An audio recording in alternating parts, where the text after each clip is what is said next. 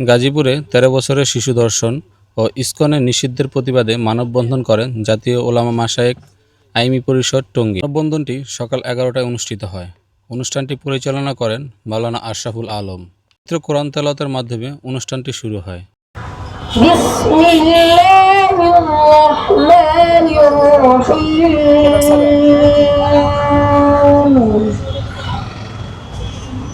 وإذ استسقى موسى لقومه فقل اضرب بعصاك الحجر। অনুষ্ঠানে বক্তব্য রাখেন মাওলানা রেজাউল আহমেদ। সরকারকে বলবো, আপনি অনতিবিলম্বে এই দর্শককে আপনি সর্বোচ্চ শাস্তি প্রদান করুন।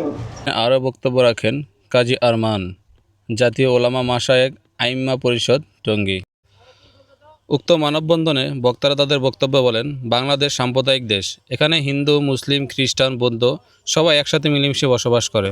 সম্প্রতি ১৩ বছরের মুসলিম শিশুকে ধর্ষণ করেন হিন্দু সম্প্রদায়ের এক বালক। প্রশাসন মামলা নিতে চায়নি। পরবর্তীতে জনগণের চাপে পড়ে মামলা নিতে বাধ্য হয়। তারা এই মানববন্ধন থেকে ধর্ষকের সর্বোচ্চ শাস্তি মৃত্যুদণ্ড দাবি করেন। কার্যালয় আছে, অতি সত্বর ৭ দিনের মধ্যে তাদের সকল কার্যক্রম বন্ধ।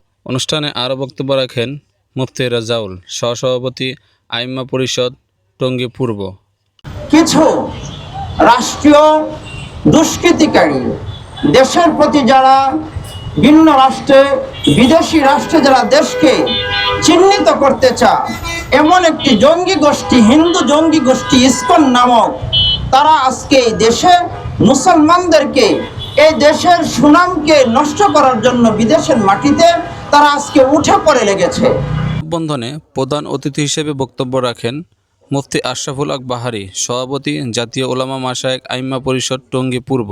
পাশে একটি দাবি রাখতে চাই যে গত কয়েকদিনে দেশে বিভিন্নভাবে আমরা দেখতে পেয়েছি, দেশের বিভিন্ন অঞ্চলে হিন্দুত্ববাদী একটি উগ্র সংগঠন ইসকন দীর্ঘদিন ধরে তাদের কার্যক্রম পরিচালনা করে আসছে। তারা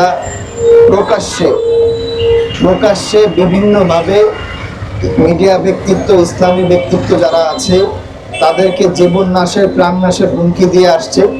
পরবর্তীতে তাদেরকে গুম করেও ফেলা হচ্ছে। এরকম একটি দৃষ্টান্তমূলক অপরাধ তারা অনেক আগ থেকেও করে আসতেছে। তা আমরা আমাদের এই ব্যানার থেকে জোর দাবি জানাচ্ছি, ভবিষ্যতে ২৪ পরবর্তী বাংলাদেশে এরকম দৃষ্টতামূলক কাজ যাতে ইসকন নামের যে হিন্দুত্ববাদী উগ্র সংগঠন আছে তাদের মাধ্যমে এটা যেন আর সংগঠিত না হয়, এজন্য আমরা জোর দাবি জানাচ্ছি।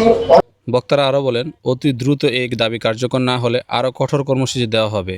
এই অনুষ্ঠান থেকে আগামী শুক্রবার বাদ জুমা টঙ্গীবাজার বড় মসজিদ সংলগ্ন স্থান থেকে বিক্ষোভ মিছিল ও মানববন্ধনের ঘোষণা দেওয়া হয়। উক্ত অনুষ্ঠানে সকলের উপস্থিতি কামনা করেন।